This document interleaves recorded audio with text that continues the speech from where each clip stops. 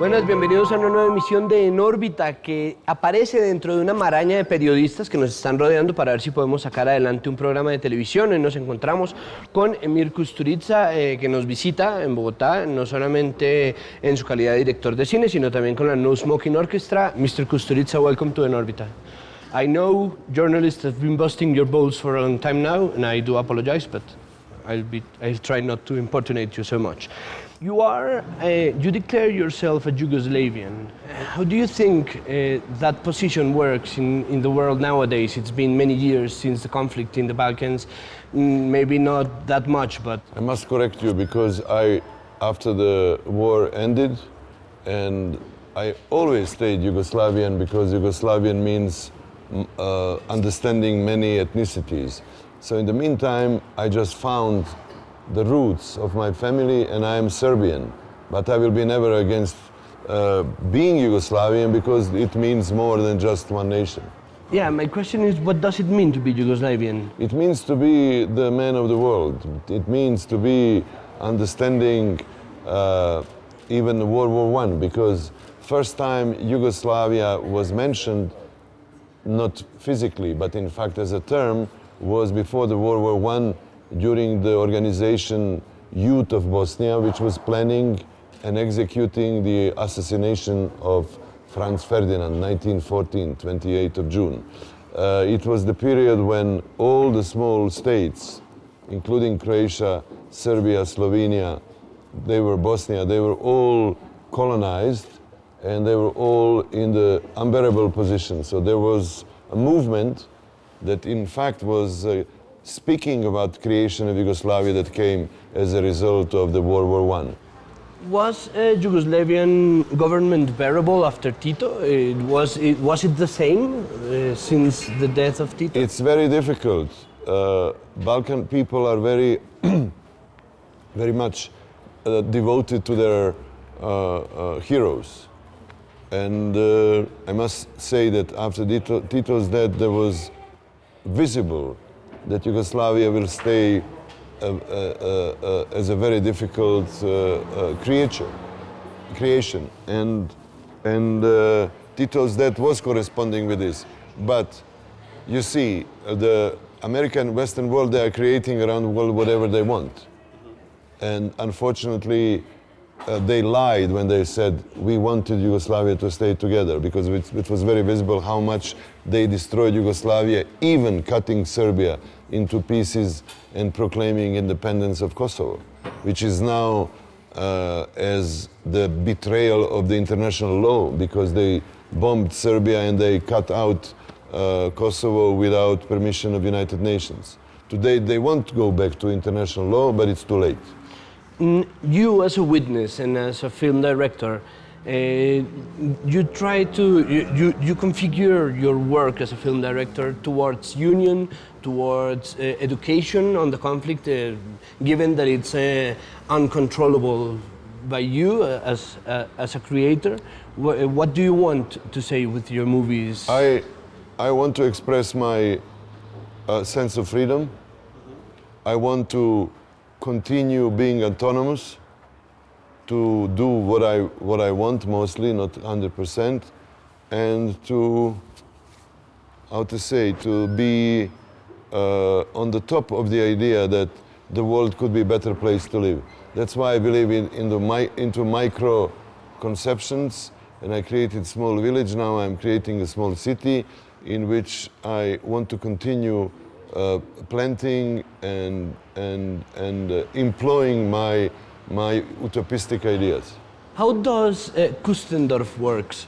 Kustendorf works very well because of the good conception. Conception is to bring young filmmakers from all over the world and to bring 7 days, every day, great author, and to put them together so the young and the youngsters could be encouraged to step forward into commercial cinema, which is not very friendly, as we know.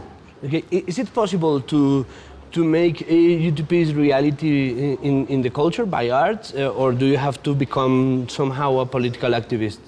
I don't want to be a political activist because this is always too small and too narrow. And apparently you wake up one day absolutely betrayed because being a politician understands a lot of dirty things, a lot of immorality, and I don't see myself doing this.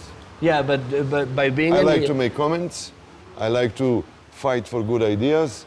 I want to make a noise about this, but political activist, this is too late. I'm already 60, so I don't think it's good to start being political activist in my age. Is that what caught your attention on Maradona? The Yes. fact that he was a kind of an activist, but not an activist? The last hero, football player who thinks.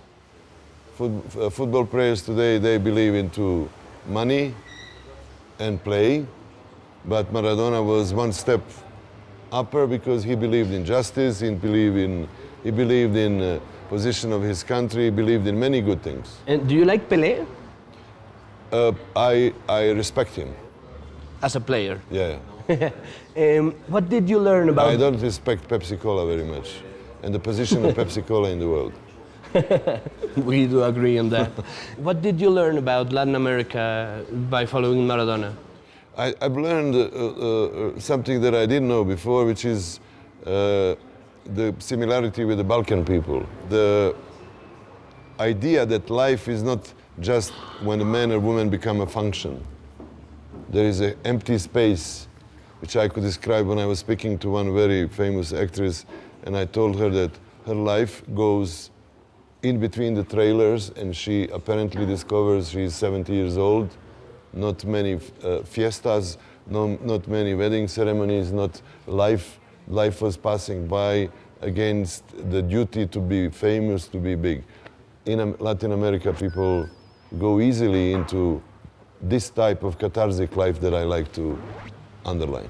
You've been now twice in Colombia, is that right? Yes. Have you had the This is opportunity... third time, I think. Third time? Third time, yeah. Have you had the opportunity to take with you some Colombian music? Yes, and I must tell you that I listen every type of music, including Colombian, and I must say that the biggest connection to Colombia is, in fact, the writings of Gabriel Garcia Marquez, because he's a Colombian guy, and I think he is the biggest achievement so far in the modern art. Is that a strong link between Balkan culture and Yugoslavian culture and Latin American culture? The mythical dimension of the life and this kind of mysterious life that we discover in our art, in our books, in our movies. You talk about catharsis when you talk about the music of the No Smoking Orchestra. Do you find that cathartic spirit in Latin American music somehow? Absolutely. It's like a constant... I find it very sexy, which is... It is. Which is the dance. The nature of dance is to imitate and to impersonate the sex. The work of Goran Bregovic for your movies, is it a collaboration or is it just something you ask from him? It was in the past, and it was a collaboration that went okay because he was following what I wanted, until one moment when we discovered that in Arizona Dream he had stolen an entire song that was sung by Iggy Pop. And then I stopped collaborating with him, including Underground, but in Underground we had the existing songs. Ah, okay, songs that were previously composed and recorded. Where do you think, or what do you think is the role of film in education in regards of history and history of conflict, which is something that...